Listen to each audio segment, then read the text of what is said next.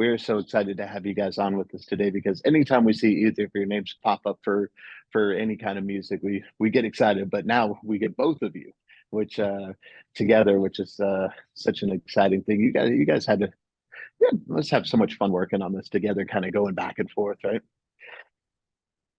Yeah, I mean, like the thing about After Party was I did the first series, and it is such an insane job where you have to Yeah, not only write a score for a show, but you have to write about 20 different scores for 20 different mhm, films. And when the second one came up, I was very deep in the world of Spider-Verse, and I mhm. was like, if we're going to do this properly, like I need to get someone who's really talented at doing everything, because you get people who are good at doing one thing, they can do that okay, but getting an all-rounder, they're a bit more rare. So I managed to convince David to come on board and share a lot of the burden with me. Yeah, and David, that's a pretty tough undertaking, right? Which was great fun, of course. Yeah, and it's a great project. I'd actually already seen series one before Daniel had asked me, and I'd really enjoyed it. And obviously, big fan of Daniel's stuff, and so that was a real treat. But I did also know, I don't know if it was from some other interview that Daniel did, or through an agent or something, but I knew that it had been quite a hard task. It wasn't to be entered in lightly, because like you're changing genre all the time. The directors are amazing. Well, the director Chris is amazing, but obviously he likes to get things right as well. So I knew it wasn't going to be a walk in the park, but in fact, I wouldn't go so far as to say it's a walk in the park, but it was actually a real pleasure to work on series two, for sure. Yeah, well, and Daniel, like you're saying, sometimes the series is kind of like doing a whole bunch of movies. And do you ever get in there and just go, "Oh, what did I do?" Well, yeah, I mean, like with this series, I mean, the one, like we sort of split up. So I did like Dave did a huge amount of the period pieces, but the like one I really want to get my hands on was the 80s 90s erotic thriller. Yeah. Because I always like the score based. I love the scores to Basic Instinct and Body Heat by Jerry Goldsmith, John Barry, and I thought I'm never really going to write a score like that because it'll be too pastiche. But in this series, I got to really do that and have a lot of fun. And I think one of the things that is like a great challenge for being a composer on this is working out how do you distill an idea of a genre and a time period, and how do you make that feel instantly recognizable. And David did so much amazing work on my favorite ones, I think, were the noir episodes, the Wes Anderson-esque episode, but I think maybe David, like, because you had the most, I took the easy ones. I gave David, right, here is really complicated noir Hitchcock episode. Well, you know what I mean, it is a challenge, but it's also quite fun, because normally in our job, both of us, you'll get on a series or a show, and someone will want you to make something new for it, something a unique sound for that show that hasn't been done before. I mean, talking within reason, but well, that's what you're aiming for, something. And with this, it's a different challenge. And Daniel said to me early on, the challenge of this it's not like you've got to do a Hitchcock score but with a modern twist. You've actually just got to do like the archetypal Hitchcock score without actually doing one. And so that it is a different challenge, and it's something, because most composers who do what we do, like our idols are nearly always like Bernard Herrmann, Ennio Morricone, or like these classics, and Max Steiner and stuff, and you get to kind of listen to a lot, absorb it, and go, I'm going to do something that's not like trying a new twist on it. I'm actually just going to try and do something like that. And that was great fun. I think the big challenge with those kind of things is like, how do you find what are the sonic ideas, what the harmonic ideas define a genre? And that is sort of in some ways the biggest challenge, is how do you write something that feels very definitive of a genre and instantly recognizable. But again, it has to be its own piece of music. Yeah, but also kind of juggling things, you know, as creative people, you know, sometimes it's good to, you know, focus on one thing at a time. Sometimes you have to do a bunch, but you know, like you said, you were, you know, in the Spider-Verse thing, you know, which takes up so much extra time. And then congratulations, by the way, that's amazing.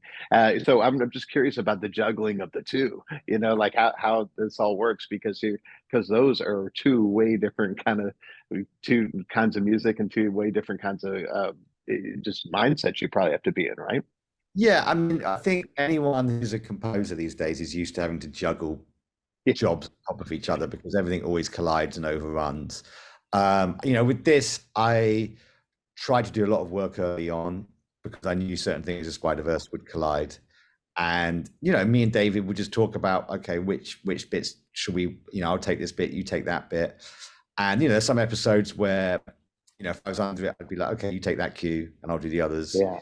And vice versa. And sorry to interrupt. Daniel had already obviously done the series 1 music and including really great title theme. So like whenever we were in the present day, you know, it was obvious to go back to Daniel's kind of world for that. So that's, I mean, some of the episodes are like solidly in the genre, or you know, not solidly, but like spend 2/3 of the time in the genre, and others are maybe only half the time in there. So there was always that world to draw into. But I mean, as for, you know, I'd had nothing to do with the Spider-Verse, obviously. Yeah. So yeah, all that question goes to Daniel. But I mean, I think one of the things that like Chris and Phil do is they make very intricate and complicated and ambitious projects, whatever it is, whether it's a film or TV show. And so that's always very exciting to work on, but it's also very challenging because, you know, you've got to reach the same bar that everyone else on the film or series is going for. And that includes, but that includes like when they want only a 20 seconds in like the epic romance, but it's got to sound like a big orchestra. And obviously we were lucky enough to get an orchestra on this series, and you know, but it really needed it, because if you want to sound like, you know, some kind of epic romance film, even if it's just for 45 seconds, you got to make sure you do it right and don't sound like it's all coming out of a synth or something. Yeah, and you've kind of got the copy, like you've got to study the techniques of how each of those films are kind of written and recorded as well, which is another thing. You know, you look at the way we write music now for film and TV is different to how it was written maybe, you know, 40, 50 years ago, in good and bad ways. And, you know, you have to sort of there's a lot of studying in the process to sort of work out how to recreate the vibe and recreate the atmosphere of these shows and films of different genres. Yeah, absolutely. And what a blessing to be able to do it too, to be able to work on such really killer projects that, you know, that you probably, if you're to be able to go to your little kid self and be like, guess what you're going to do? You know, it's a really, really cool thing. And so people look up to you and they think, this is what I want to do. And so what kind of advice would each of you give to someone who wants to go down this path? Maybe they're a musician, just thinking, how do I do this? I would say just keep like for me, it's always just keep making stuff and don't worry about, like, if you make stuff for yourself and always push yourself into things that you're uncomfortable doing. So if you only make electronic music, go and record a rock band or try and make a rock track or a classical track or vice versa. And you'll probably make something that's a bit rubbish, but you will learn very quickly through trying to do something you're not comfortable with, like a whole different set of skills and ideas. And the more you can cross-fertilize ideas from different areas, techniques, genres, musicality, I think that's when you start to really find your own voice better, because you decide, I like that thing, but I don't like that thing. That's my top tip. Yeah. I mean, what he said, I mean, I think one of the best things about the job that we do, it's also the worst thing, but it's kind of deadlines and direction, you know, because I think I would have like I wanted to be, you know, a proper musician who made music on its own account, and I, you know, You are a proper musician, David. Don't say that. You know, but what I mean is, like, what I absolutely love is you get a week or a day or 2 weeks or however long you're given, and you have to turn something around, and like, you know, if you know it's not going to be perfect, well, it is kind of going to be perfect, but you can't sit there and go, oh, I wonder if I could do so. And so the turnaround is actually really good, and I think that. And I do think, you know, do your own thing, but I kind of think that comes out, like, what's quite fun about doing a series like this is I feel like, yes, you're kind of jumping into a genre, but if you've kind of listened to a lot and you've got quite a strong musical personality, that kind of comes out anyway. And I think that definitely true in Daniel's work, whether it's for a documentary or for, you know, Spider-Verse, and it's true for all my favorite composers, and hopefully for me too, that like there's a musical personality there that is just going to come out whatever genre you try and be in.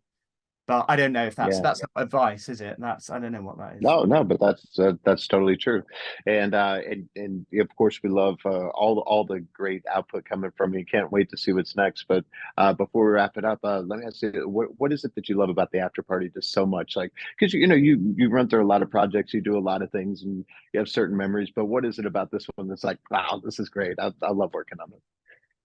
I really like the sort of the epic challenge of this series where you are trying to just, you know, it's a musical playground that you very rarely get in on anything, where you can really like stretch every type of musical muscle, and I think that's quite rare. So I think that's my favorite thing about this show. And also I got to write like 90s cheesy erotic thriller with saxophone and all.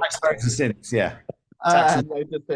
What I really, I mean, I think Daniel's maybe a bit more spoilt with this kind of thing than I am, but like just having amazing acting on screen, so that quite often I would get episodes, and even without music or with very roughly placed temp music, you would still already be kind of laughing or, you know, really into it. And that makes your life a lot easier, because you know it's going to be good. What, you know, without your help, and then with your help, you can hopefully make it even better. So people like Paul Walter Hauser, who's in throughout it, and he's just amazing, because I just watched Blackbird, where he's actually terrifying, but then in this, so you absolutely love him. Oh, you know, so and he's the most lovely guy too. He's wonderful. Yeah, and Elizabeth Perkins is incredible, and Sam Richardson. You know, so that was a real joy for me. But yeah. I love that. Well, thank you guys so much for being with us today. I appreciate it. And we can't wait to see or hear what you guys have next for us. But for now, we're going to tell everybody to check it out if they haven't already. And look forward to talking to you both again soon. Okay, thanks so much. Okay.